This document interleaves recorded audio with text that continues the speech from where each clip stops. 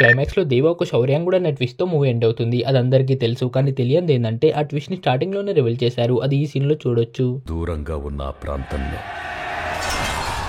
యుద్ధం ఓడిపోతే అన్నీ కోల్పోయినట్టే.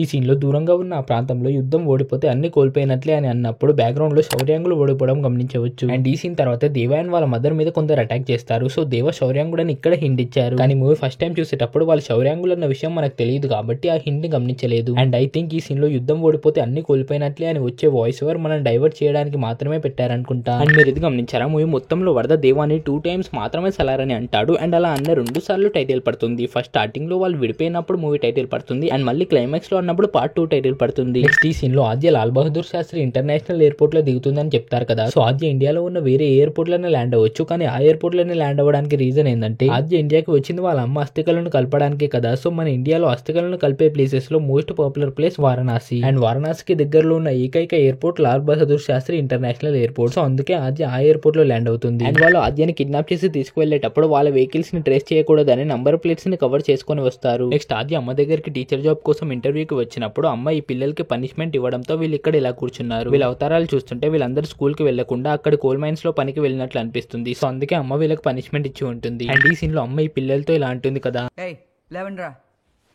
రేపు మీ అమ్మ నాన్నలు తీసుకురాకపోయినా మీరు స్కూల్కి రాకపోయినా నేను డైరెక్ట్గా చంపేస్తాను, వెళ్ళండి. అండ్ దాని నెక్స్ట్ డే వాళ్ళ పేరెంట్స్ స్కూల్ కి రావడం గమనించవచ్చు. అండ్ ఆద్య ఐడెంటిటీ గురించి అమ్మ దగ్గర మేనేజ్ చేసిన సర్పంచ్ ని బిలాల్ బాంబ్ తో భయపెట్టాడు అని మీరు అనుకోవచ్చు, కానీ అది రాంగ్. ఈ సీన్ ని సరిగ్గా గమనించండి. మీరు చెప్పినట్లే చేశాను, అమ్మ ఒప్పుకుంది, నన్ను వదిలేండి ప్లీజ్. ఏ సర్పంచ్?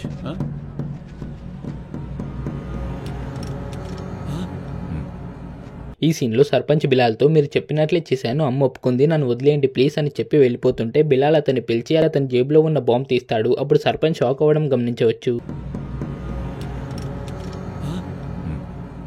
ఇక్కడ సర్పంచ్ భయపడ్డాడంటే అతనికి ఆ బాంబ్ గురించి తెలియదు అనుకుంటా. సో బిలాల్ అతన్ని వేరే విధంగా భయపెట్టి ఉండొచ్చు, అండ్ మాట వినకపోతే బాంబ్ పిన్ పీకేద్దాం అని అనుకుంటొచ్చు. ఐ థింక్ ఈ సీన్ ఛత్రపతి మూవీలో బాంబ్ సీన్ కి కాల్ బ్యాక్ అనుకుంటా. అక్కడ కూడా సేమ్ ఇలానే ఫస్ట్ ఛత్రపతి గురించి చెప్పి భయపడతారు, అండ్ ఆఫీసర్ ఒప్పుకున్న తర్వాత తన సీట్ కింద నుంచి బాంబ్ తీస్తారు. అండ్ నెక్స్ట్ ఈ సీన్ లో ఇక్కడ ఉన్నది ఈ పోస్టర్ లో ఉన్న లుక్ తోనే కొంచెం డిఫరెంట్ పోజ్ లో ఉన్న ఫోటో. నెక్స్ట్ ఈ సీన్ లో ఈ ట్రక్ డోర్స్ ఓపెన్ చేయగానే ఆ సీల్ చూసిన వాళ్ళందరూ భయపడతారు, కానీ వీడు తప్ప, ఎందుకంటే వాడికి ఆ సీల్ ఎక్కడదో తెలియదు కదా. అండ్ ఈ సీన్ లో ఈ చిన్న పాప దేవాన్ని ఏమని పిలుస్తుందో వినండి.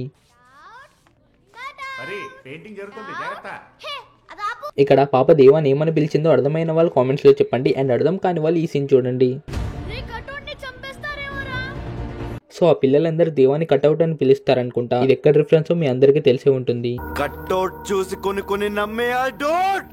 నెక్స్ట్ ఈ సీన్ లో అమ్మ దేవాతో ఇలా అంటుంది కదా, కావాలంటే చేతులెత్తి మొక్కో, లేదంటే ఎత్తిని చేతిని నరికే.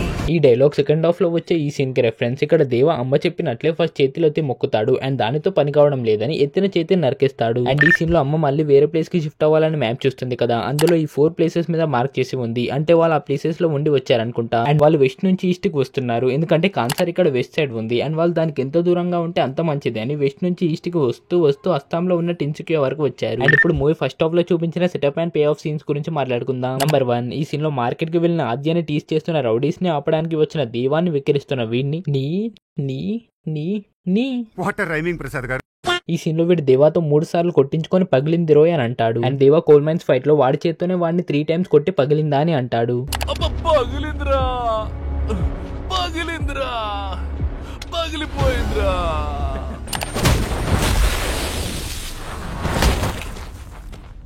పగిలిందా? అండ్ వీడు ఆద్యని ఏ చేతితో టచ్ చేస్తాడో దేవ అదే చేతిని విరిచేస్తాడు. నెంబర్ 2, ఈ సీన్ లో వీడు కూడా ఆద్యని ఏ చేతితో టచ్ చేస్తాడో దేవ అదే చేతిని విరగొడతాడు. అండ్ ఇప్పుడు వేరే setup and pay of scenes ని మీరే చూడండి. బ్యాట్స్మెన్ కి బౌలింగ్ ఇచ్చినట్టు అన్ని బిగించే బళ్ళు ఇచ్చారా, అదే ఇరగొట్టే పనిస్తే ఒక్కటే దెబ్బ.